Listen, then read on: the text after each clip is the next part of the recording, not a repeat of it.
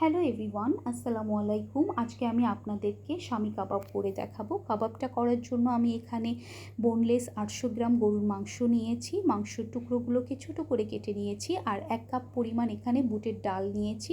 ডালটাকে আমি আগের দিন সারা রাতের জন্য ভিজিয়ে রেখে দিয়েছিলাম। আর এখানে 1 চামচ করে করে সব ধরনের মশলাই আছে।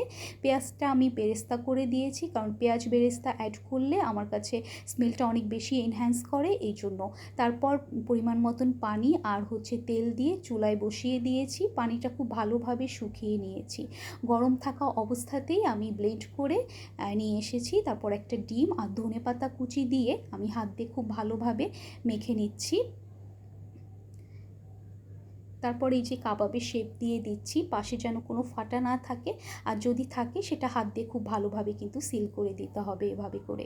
তারপর এই যে আমার এই তৈরি করে নেওয়া হয়ে গিয়েছে। এখন ফ্রিজে আমি কিছু সময়ের জন্য সেট হতে দিয়েছি, কারণ আমি এগুলো ফ্রোজেন করে রাখবো। আল্লাহ হাফেজ।